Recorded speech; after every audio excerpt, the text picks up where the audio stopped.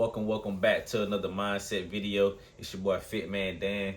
This your first time checking in. This is just a time where I come to share a few words that I hope help someone on their journey through fitness or their journey through life.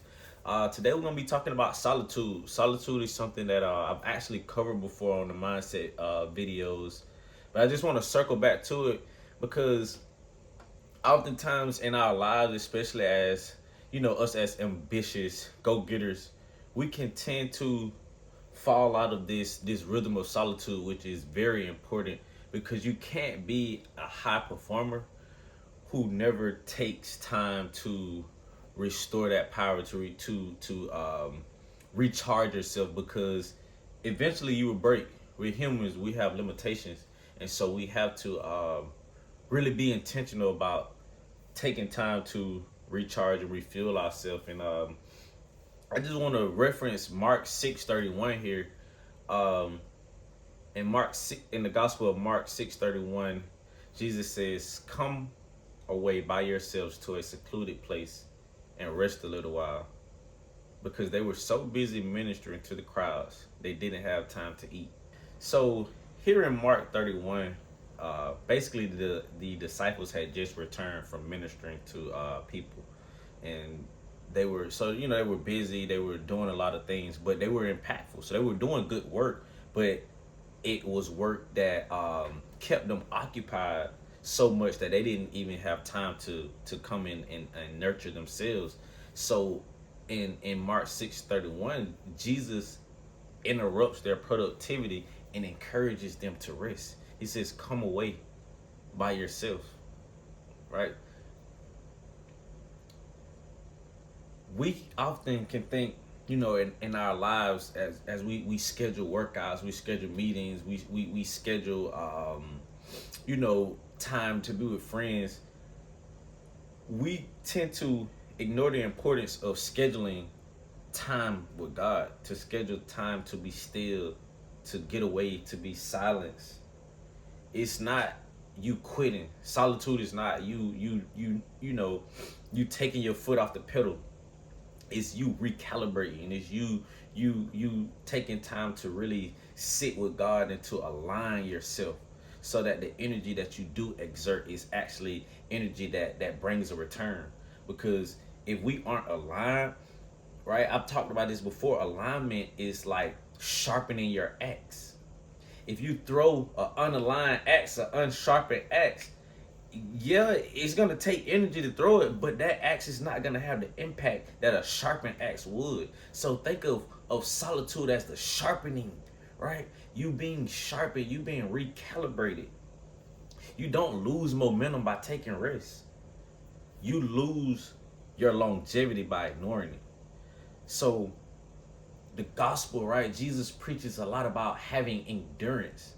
And the way that you have endurance is to have a rhythm of rest and work, so that you can last over the long period and not just have short bursts of energy, right? Because the battle is not won in speed, is won in endurance. So you got to take time to step away, to rest, to recalibrate, to sit in silence and solitude. Jesus says, "Come and rest."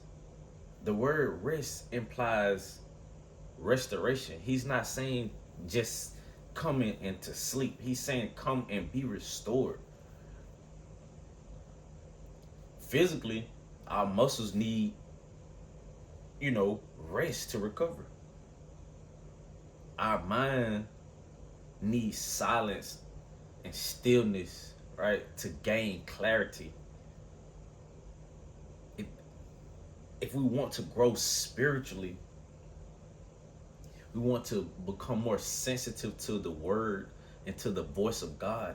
We want to heighten our sensitivity to hear him more. That comes on the other side of silencing our own voice, silencing the things that are attempting to take our attention away from Jesus, from the power of God, right? That shall fuel us to carry out and to do each and everything that we have set forth in front of us. If you overtrain yourself, that's an injury, right? Overtraining, it leads straight to an injury. Overworking yourself leads to burnout. People say it a lot. Shout out to my little sister. She put me on this word, overstimulation, right? But if you're overstimulated, it's a lot of truth in that. If you're overstimulated, you can be confused. If it's too many voices, if you're hearing too many things, you're being swayed back and forth by too many ideas, you'll be confused. You won't know what to do. And so silence is a way of you intentionally fighting back against all of the things that attempt to take your attention and focusing your attention on the one on the one that deserves all your attention, God. And so we must see solitude as recovery. It is recovery for our souls. If you never take time to unplug, you'll eventually short your circuit.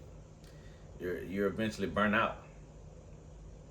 You eventually burn out. Solitude keeps you also aligned with your purpose. We see even in the ministry of Jesus, before he did major miracles or before major things happened, he took time to withdraw and to go be with God. He didn't isolate himself, right, because he was weak. He intentionally withdrew himself so that he could be aligned, so that his strength had purpose, so that his strength, right, was not thrown with the wrong intentionality, so that the things that he did actually had intentionality and purpose, and they actually pierced and made the impact that they were meant to make. Right? You should ask yourself a few questions when thinking about solitude. Am I moving with purpose, or am I just moving? If I'm just moving, it may be time to take time to sit in silence and solitude. Am I just burning energy, or am I actually building strength? So we can go into the gym and we can go in there and just burn a lot of energy, but not actually build strength. There's strategy to building strength. There's a method, right?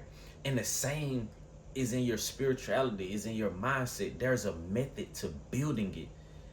You don't want to just use your brain and just drain your energy on things that don't actually build your mental stability, that don't make you more perspicacious, that don't make you a more stable person emotionally and spiritually, right? Are you being led by purpose, or are you just being busy?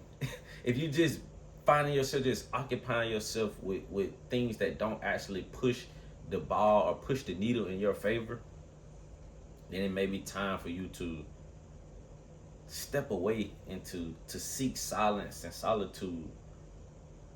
Because just being busy doesn't mean that you're effective. But if you take time to sit in silence and solitude with God, he shall perfect the work that you do, and he shall make you efficient. He shall make the work that you do the most effective, right? And we can see this in our mental and physical life. We as high performers, we don't just train hard, we recover even harder. Even Jesus modeled this. And so if the Son of the living God made space for solitude, what makes us think that we don't? And so my encouragement on you today, or my encouragement to you today, is that you take time for rest and recovery. Give your all in your workouts, but give your all in recovery. Supply yourself with the things that you need. Give your all in your work and your purpose and the things that you do in each and every endeavor that the Lord has set forth in front of you, and your mission and your careers and whatever it is. Give your all, but also give your all to rest and recovery. Take time for silence and solitude, to sit and listen, right, for the Spirit of God, for the voice of God. Allow rest right? The Bible says that the Lord's rest satiates your soul. Allow his rest to satiate your innermost being, to bring you peace, to not always be jumping on the hamster wheel and running, but to take time to recover and recharge that fuel. Be encouraged today, y'all, and know that you don't always have to be on go, but you can take time to withdraw and to align yourself, for that is wisdom, right? And as I've said before, wisdom applied to physical strength multiplies that strength. And so if you want to multiply your strength, you want to multiply your impact as Jesus did, it is vital that you take time to step away in silence and solitude to recover and to align yourself with God. Peace and blessings, y'all. I'll see y'all on the next one. Keep God first. Always have faith. With faith comes patience, because everything is not instantly gratified. And then after that, discipline.